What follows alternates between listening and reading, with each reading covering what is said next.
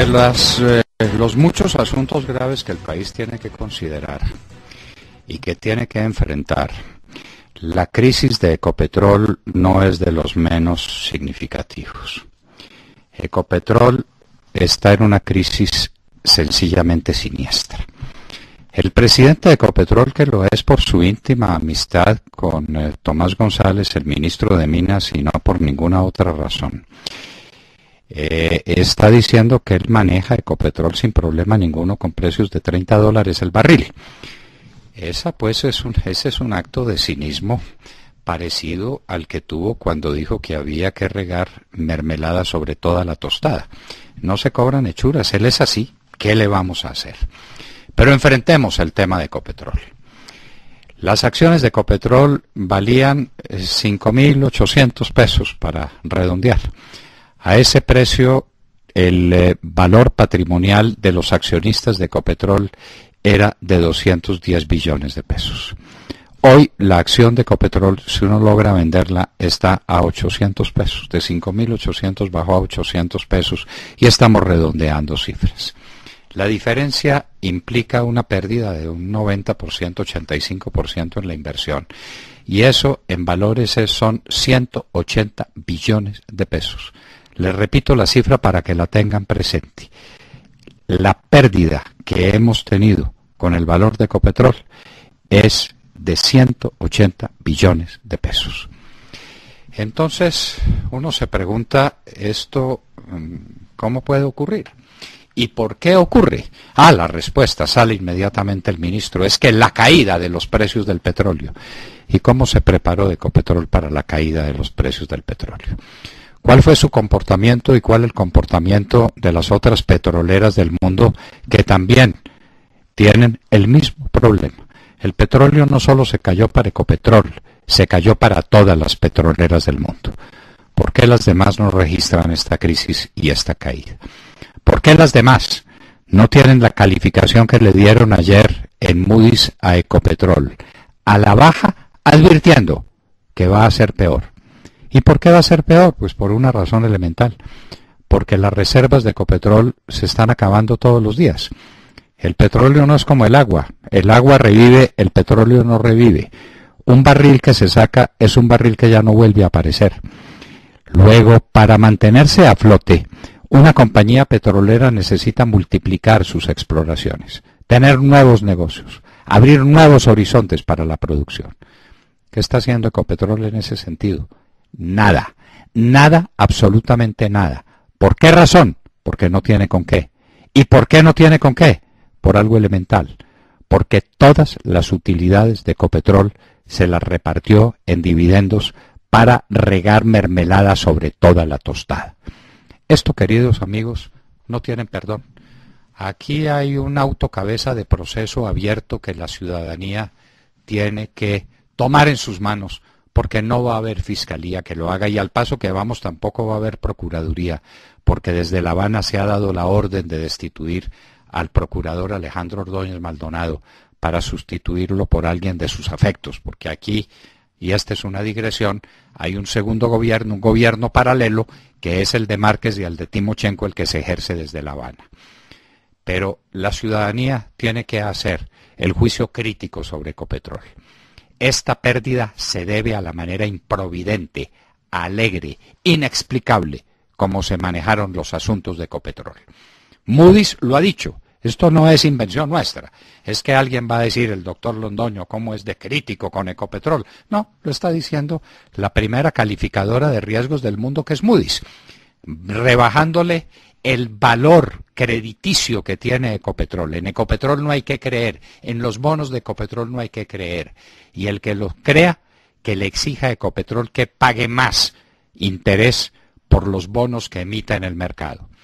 Ecopetrol va en el mismo camino de PDVSA y la quebramos con el mismo sistema, repartirnos todo lo que Ecopetrol producía. En lugar de abrir nuevos pozos, en lugar de multiplicar sus negocios, en lugar de examinar nuevas posibilidades de rentabilidad, a repartir mermelada sobre la tostada. Ecopetrol fue la firma petrolera del mundo que repartió más utilidades en proporción, más dividendos en proporción a las utilidades que tenía. Ninguna hizo lo que hizo Ecopetrol. Eso es una autocabeza de proceso contra el presidente Santos, contra los presidentes y los miembros de la Junta Directiva de Ecopetrol. Que le respondan al país, que le expliquen cómo cometieron esa barbaridad. Hoy Ecopetrol, señores, no vale prácticamente nada. Y sus días están contados. Manet Selfares, como le apareció al rey de Babilonia la inscripción que le decía que sus días estaban contados. Y por una razón elemental, porque se agotan sus reservas. Y se agotan sus reservas porque no tiene con qué hacer exploraciones. Y no tiene con qué hacer exploraciones porque el dinero inmenso que recibió lo repartió sobre la tostada, lo repartió en mermelada. Se lo dio todo al gobierno nacional para que repartiera mermelada, comprara conciencias, hiciera fanfarronerías. Señores, la quiebra de Ecopetrol, que la está anunciando Moody's, que no es terrorismo económico que estamos haciendo, que es la realidad. Ecopetrol tiene sus días contados porque una empresa que vive de sacar petróleo, cuando el petróleo se agota porque se va a agotar, es un drama nacional. Ecopetrol fue la vaca lechera del gobierno de Santos. Con él hizo campañas, con él hizo fanfarronerías, con él adelantó los diálogos de La Habana, que fue llenar al país de compromisos publicitarios, comprando conciencias y comprando voluntades. Nos costó Ecopetrol. El presidente Uribe la salvó. Cuando el presidente Uribe llegó al gobierno, Ecopetrol también tenía los días contados.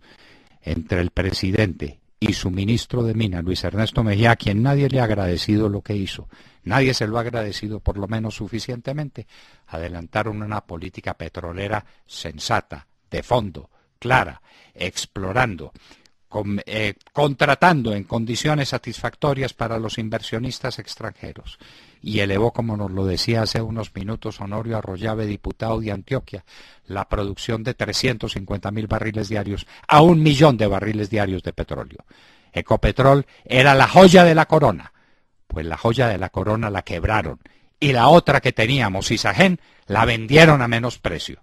Esos son los resultados de este gobierno, que ahora, para resarcirnos de tanto daño, le dice a los ministros de Estado que no monten en primera clase, en clase ejecutiva, sino que monten en clase económica. Buena la tenemos. Y ahora van a controlar los gastos publicitarios, no para reducirlos, sino para controlar definitivamente la opinión, para manejarla, como hacen todos los regímenes comunistas, porque aquí nos han montado un régimen comunista que empieza por el primer punto del crédito, del credo, pauperizar el país, reducirlo a la miseria para después poner a los habitantes a depender del Estado. Por ahí vamos. Y desde Cuba llegan las órdenes y se transmiten por esa correa de transmisión que el país no tenía presente, pero que descubrió a propósito de un libro famoso que se llama Así empezó todo. La correa de transmisión es Enrique Santos Calderón.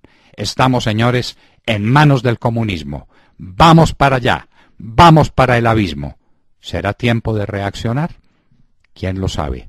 Tal vez este país no abra los ojos y se deje hacer cosas como lo que se dejó hacer con Ecopetrol y con Isagen. Acaban de escuchar el editorial del doctor Fernando Londoño en La Hora de la Verdad en Radio Red a las 7 de la mañana, 24 minutos.